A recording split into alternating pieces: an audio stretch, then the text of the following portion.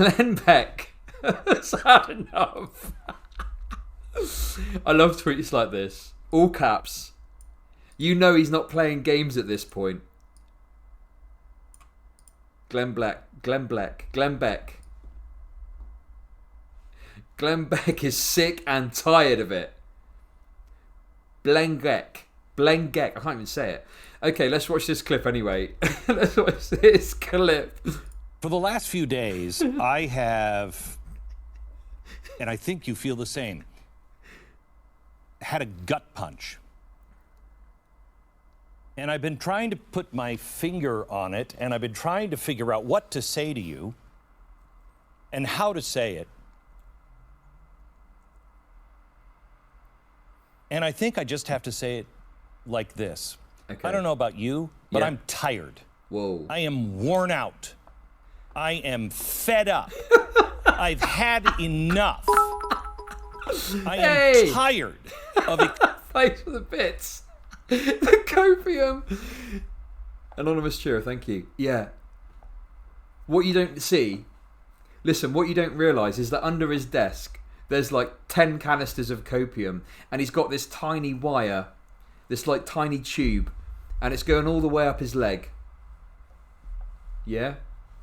Up his tum-tum, up his tummy. Up his tummy, and it's hooked behind his ear, and it's invisible to the naked eye, and it just is in his nose. Now this dude, I think, is probably funded by billionaires. He has got the purest copium one could imagine being pumped directly into his lungs right now.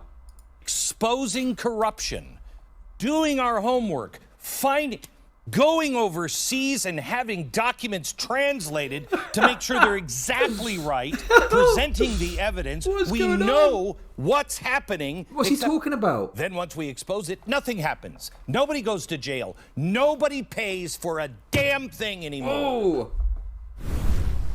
Glenn Beck. Is there space for academic educators? Yeah, there are, but it's going to be hard to put in the viewers doing that. But, I mean, give it a go if someone wants to do it. I've had enough. Wait, hang on. Wait, is he pro or anti-Trump at this point? Because the thing is, so, Glenn Beck was like a hardcore anti-Trumpist. Do you know what I mean? He is like a hardcore anti-Trump figure. Well, he was. And then he pivoted to being like pro-Trump, bigly. But yeah, he's a Trumper now.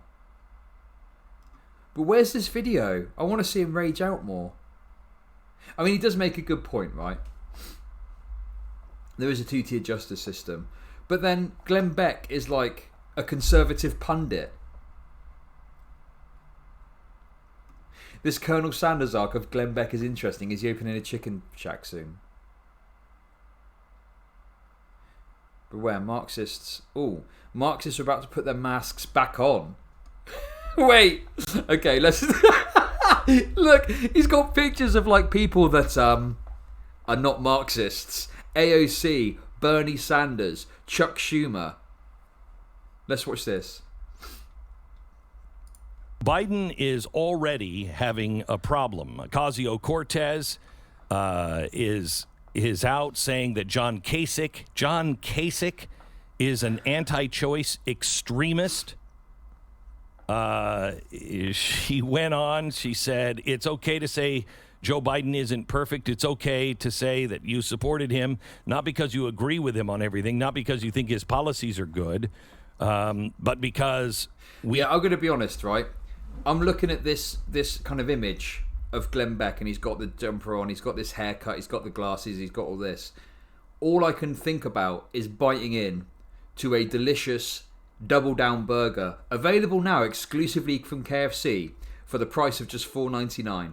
That's all I can think about right now. As people are saying, I'm getting some massive Colonel Sanders vibes, and I just want to double down right now. We need the Democrats to win. The problem is that there is a massive split in the Congress and in Senate, and the left is not going to let go. Rashida Tlaib said yesterday, we're not going to be successful if we're silencing districts like mine. Me not being able to speak on behalf of my many neighbors right now, many of which are black neighbors, means me being silenced. I can't be silenced. Now listen to the hypocrisy of this. They want to silence people on the right, but she's saying you can't silence my neighbors. You can't silence the people that are in my district. I agree with that. We should never silence anyone in America.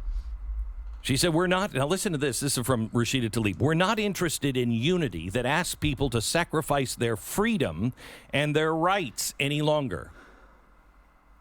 Rashida, I think you're trying, sweetheart. I think you are. And I say sweetheart with all the love and respect that all sweethearts deserve. That's pretty condescending, isn't it? Don't you think? That's kind of condescending. Yes, sweetie. Come on, sweetie. I don't know. Yeah. What like, would he call a fella? What would he call a fella? Like, what would you call a fella? Handsome or something? I don't know. Like, what's the equivalent that you could call a man that you would call a woman sweetheart? What's the equivalent that you would call a man? Big dick? Dan Crenshaw's big swinging dick? Every time that Glenn Beck mentions Dan Crenshaw, he's actually thinking about him shooting a hot load all over his ass crack. I don't know where that came from, sorry. That just came up the top of my head. But that probably is what's happening. Buddy. Yeah, maybe Buddy. Big ball. Big balls! Now listen, big balls. And I mean big balls in the most loving way possible that everyone with big balls deserves. Definitely Buddy. Yeah, maybe Buddy. Anyway, it doesn't have the same ring to it, does it? Anyway. You want to unify us on freedom and rights. You don't understand freedom and rights. And it's time for these people. We must never forget who these people are. They are going to try to go back undercover, I think, because this election was disastrous for them. Just disastrous. So they're going to try to morph back into, no, that's those crazy socialists. We're not that, because it didn't work for them. So now they're trying to distance themselves from it. And I think people like Joe Manchin might be serious, might be sincere. We're not Marxist. We're old regular Democrats. But there isn't a regular Democrat anymore. They purged the Democratic Party of regular Democrats. If you don't believe what they believe, they silence you. Geez, Rashida Tlaib, what part of rights don't you understand here? She said voters can walk past blighted homes and school closures and pollution to vote for Biden-Harris. When they feel like they don't have anything else, they deserve to be heard. She choked up as she said, I can't believe people are asking them to be quiet. Yeah, yep. And you know what? I'll stand with you on that, Rashida. No one should be asked to remain silent. I mean, unless you're being arrested, then it's just helpful advice. Well, yeah, I mean, I think, so the neoliberalist section of the Democratic Party tries to purge progressives from their party all the time. They're just not super successful. I mean, obviously, like the whole Justice Democrats movement. People are quite, like, listen, I don't know enough about the details of, like, AOC or whatever to really comment on my thoughts on her specifically. I know some people praise her, some people are a bit more balanced, and other people are very critical of her. I know that, like, a lot of people that are like hardline Democrat critics will often throw in people like AOC, and there's this idea that she just will become morphed by the system to become part of like the Democratic elite or whatever. I don't know. And in any case, yeah, the Democrats seemingly aren't too fond of like Justice Dem types. So I don't know. Like, would they be wanting to get rid of them so much? I mean, yeah. Obviously, there was the whole thing recently with the Hassan stream, and AOC went on that. I don't know. I don't know what to make of it all. She's the meme lord of Congress. Maybe that's her position. I don't know. BLM, the global network. This is BLM Inc. They wrote, you ready? Without the resounding support of black people, we would be saddled with a very different electoral outcome. In short, black people won this election. Alongside black-led organizations around the nation, Black Lives Matter invested heavily in this election. They invested heavily in this election? I thought that was a civil rights march, wasn't it? Still, they invested. People were giving money so they could help with, stopping police from kneeling on necks. Now they were heavily invested in this election. Yeah, an investment implies they wanted a return. It does, doesn't it? I wonder how that works. We want to be heard and our agenda to be prioritized. We issue these expectations, not because black people are the most consistent and reliable voters for Democrats, but also because black people are truly living in a crisis in a nation that was built on our subjugation. Up until this point, the United States has refused to directly reckon with the way it devalues black people and devalues our lives. This cannot continue. Black people can neither afford to live through the vitriol of a Trump-like presidency, nor through the indifference of a Democratic-controlled government that refuses to wrestle with its most egregious and damnable shame. So Sorry, they I'm a bit are distracted putting at the out a moment. list There's a lot of going on. things that they are expecting. Sorry, someone just sent me some information about Kelly Zahos. You know Kelly Zahos? Fucking hell. She has fucking gone off the deep end. Holy shit. There's go and check Jack Sate's Twitter if you want to see. Yeah, I don't know. She's largely irrelevant now, but like she's just been really mean to this one person. I don't know. From Anyway, the go check Democrats. Jack Sate's Twitter. Or else. The BLM network banked millions of dollars from a surge of donations, according to the Associated Press. They established a fund of more than $12 million now. That's congratulations, America. Congratulations. You did good there. Jeez. Now, how extreme is the extreme? Rahm Emanuel is too extreme for AOC. She said that would be a divisive pick. Who? Now, when she says too radical, what she means is too Clinton. This was the problem with Barack Obama. Barack Obama came in. He was a godsend to the Marxists. They thought he was a transformative president. They said he would transform America. I believe he did transform America. Without Barack Obama, we wouldn't have the socialists that we now have in Congress. He went and he put that in, and because he played the race card, he got away with it. When I said Barack Obama is, and I retract all of my apologies on what I said about Barack Obama. I retract all of them. I couldn't put my finger on it. And at the time, if you remember, I said, I think Barack Obama is a racist. No, that's not quite right. He just has a deep-seated hatred for the white culture. What's white culture? What's white culture, you Nazi? Well, I mean, what? Wait, what? That's a good question. What is white culture? What is white culture? Like, I don't know. I'm sat here thinking, yeah, what? Like, I see it more as like there's like a British culture or an American culture, right?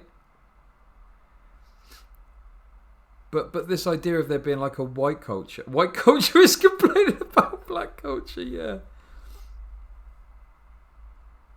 I don't know, very strange to me.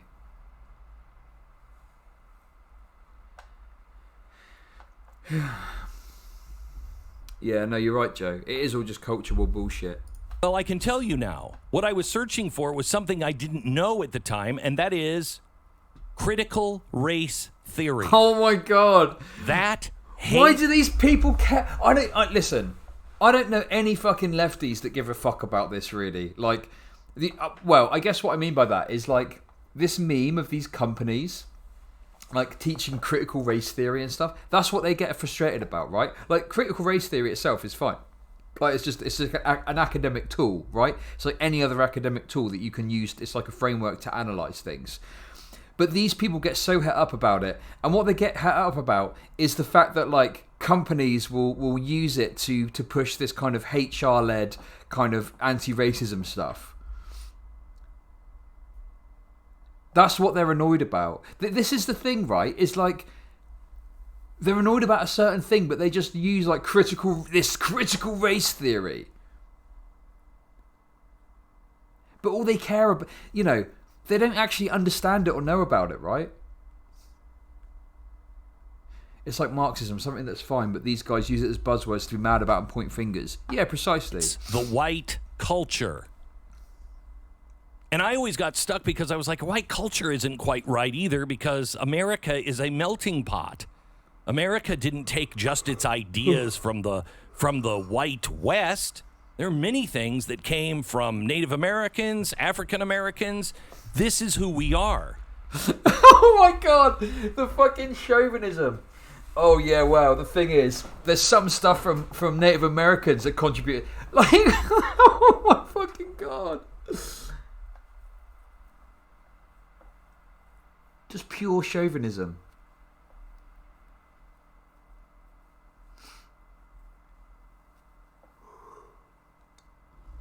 I'm tired.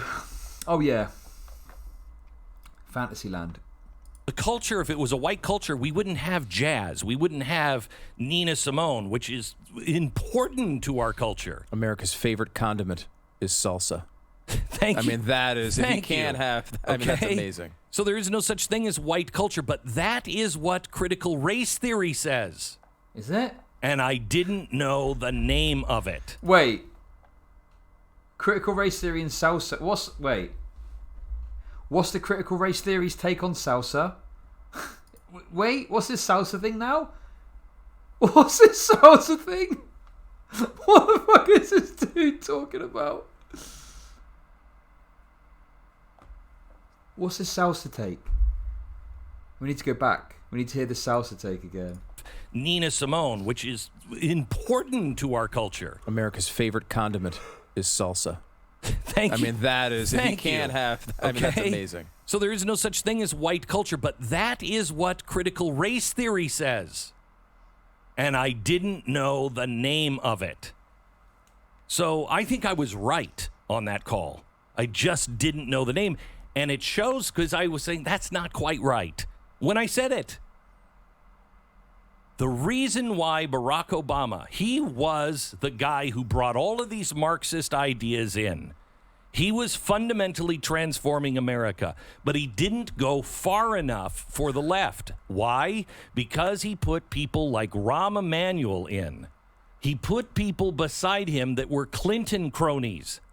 And so they saw Obama as somebody who had caved to the Clinton kind of idea of just big fat government. It is what the coming insurrection, the book from France that I showed you, 2008, it's what it's about. And they're not going to stand for it this time. So who wins on this one? Who wins?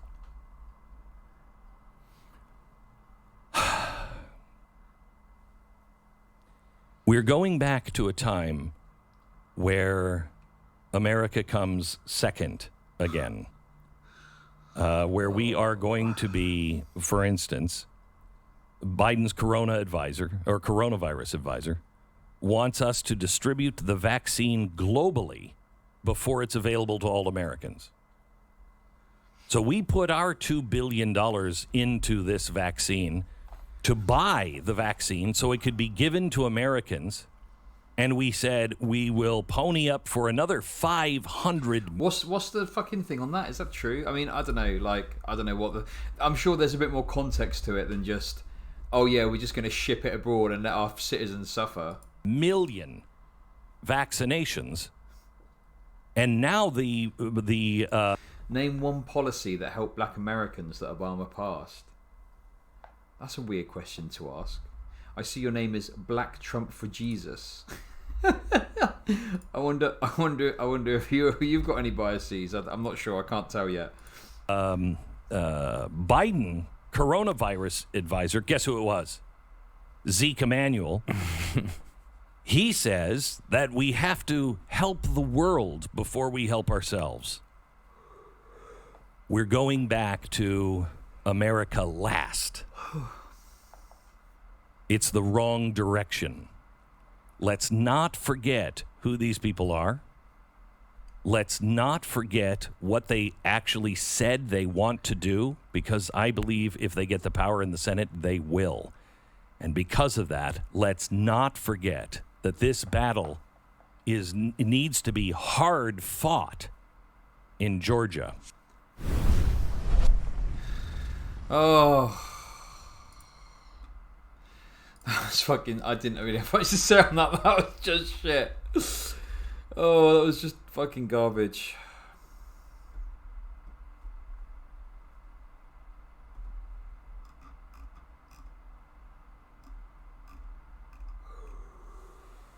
What? I don't know. What was that to do with Marxism? What the fuck was any of that to do with Marxism?